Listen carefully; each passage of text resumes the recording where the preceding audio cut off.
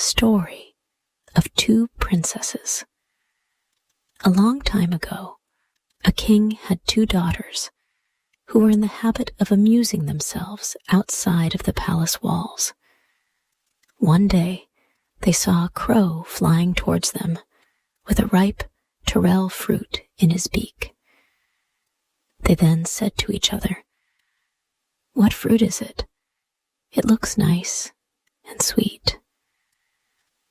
The crow let the fruit fall in front of them. They ran and picked it up and ate it. It tasted deliciously sweet. Then they said, "From whence did the crow bring such a good fruit?"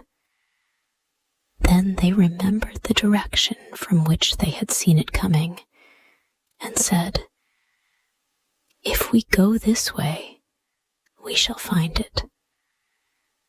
So they went, but it was only after they had traveled a great distance from home that they found the tyrrell tree with the ripe, luscious fruit. The elder of the two girls climbed up into the tree and shook down a large quantity of the fruit. They then feasted to their heart's content. Presently, they began to feel thirsty, and the elder said to the younger, "You remain here while I go to drink, and I will also bring you water in a leaf cup." Having said this, she went away to the tank, and her sister remained under the tyrrell tree. The day was extremely hot, and they were very thirsty. The elder, having quenched her thirst, was returning carrying water for her sister in a cup made of the leaves of a tyrrell tree, when a ghost came flying along and fell into the cup of water. Presently, she became aware that there was a hole in the bottom of her cup through which all the water had run out. What could she do now? There was no help for it but to return to the tank, make another leaf cup, and filling it with water, return to her sister. As she was returning with the cup full of water, the ghost again came flying up, and, entering the water, passed through the leaf, making a hole by which all the water escaped. Again, she made a leaf cup, and having filled it with water, was returning when the ghost again came and destroyed her cup and caused her to lose the water. In this way, she was detained till very late. A king who happened to be in the vicinity saw a beautiful girl carrying water in a leaf cup, and a ghost come and make a hole in the cup, so that it soon became empty. Having seen this several times repeated, he drew near and feasted his eyes on her beauty. Then he carried her away to his palace, where they were joined in wedlock. And the princess, now the queen, cooked the food for herself and her husband. The younger princess remained near the tyrrell tree, and although she had given up hope of again meeting her sister, still she continued to wait. At length, a herd of Hanuman monkeys came to feed upon the tyrrell fruit. When the girl saw them coming, she was terrified and crept into the hollow of the tree. The monkeys, with the exception of an old frail one, climbed into the tree and began to eat the fruit. The old monkey remained below and picked up the fruit shells which the others threw down. The old monkey, having noticed the girl hiding in the hollow of the tree, called to the others, "Throw me down some. If you do not, I shall not share the setkashopo I have found. The monkeys in the tree said, Do not give him any. He is deceiving us. When his hunger is satisfied, he will run and leave us. So no fruit was thrown down to him, and he was forced to be content with the shells. The monkeys in the tree, having fared sumptuously, left. The old monkey waited till they were out of sight, and then entered the hollow of the tree where the girl was, and ate her up.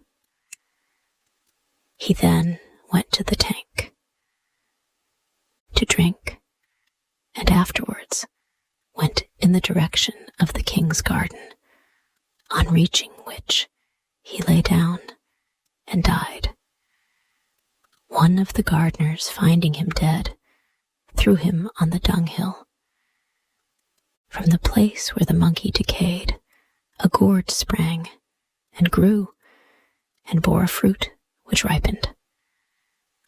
One day, a beggar, when on his rounds begging, saw this fruit, and plucking it, took it away with him. Out of the shell, he made a banjo, which when played upon emitted wonderful music. The words which seemed to proceed from the banjo were as follows: Ripe terrels, oh, sister mine, went in search of water, oh, sister mine. King and queen they became. 700 monkeys old ate me up, oh, sister mine. The beggar was greatly pleased with the music of his new banjo, and determined to take it with him when he went a-begging.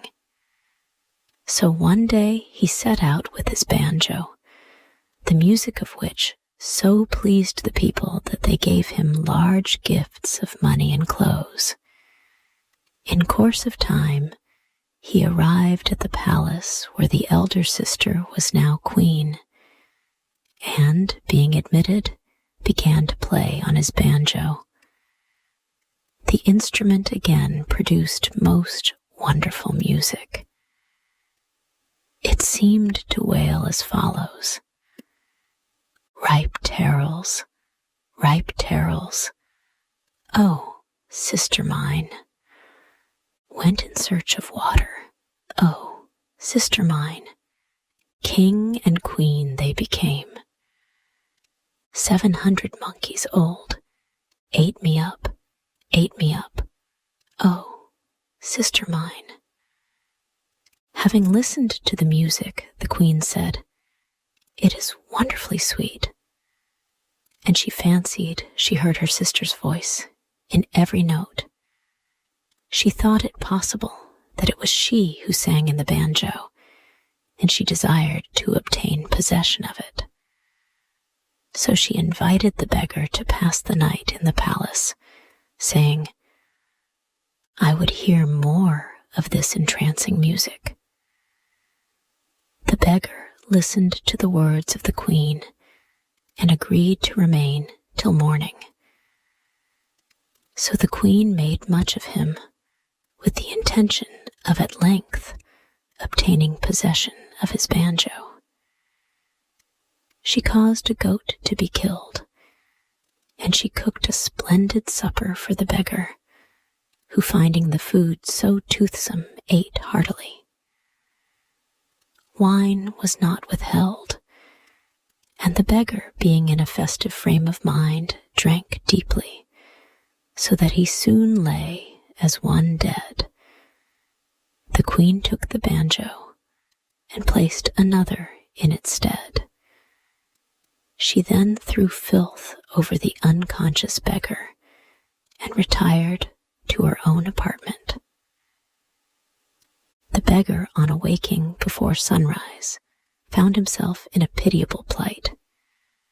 He felt so thoroughly disgusted with himself that, hastily picking up his staff, cloth, and banjo, he fled with the utmost possible speed from the palace. When dawn broke, he saw that the banjo he had was not his own, and although he felt keenly its loss, he was too much ashamed of the condition he had been in to go back to seek it. The queen hid the beggar's banjo in her own room because she knew her sister to be in it. Whenever the king and queen went out to walk, the girl left the banjo, and having bathed and dressed her hair, cooked the family meal, and then returned to the banjo. This happened so often that, at last, it came to the knowledge of the king that a fairy lived in the banjo, and when the way was clear, used to come out and prepare food for the queen and himself. So he determined to lie in wait for the fairy cook. He then sent the queen somewhere on an errand and hid himself in a corner of the room from whence he could see the banjo. In a short time the princess emerged from the banjo and began to dress her hair and anoint herself with oil, after which she cooked rice. She divided the food into 3 portions, one of which she ate. As she was about to re-enter the banjo, the king sprang out and caught hold of her. She exclaimed, "Gee, gee, you may be a hadi, or you may be a dom." The king replied, "Gee, gee, whether I be a dom or a hadi, from today you and I are one."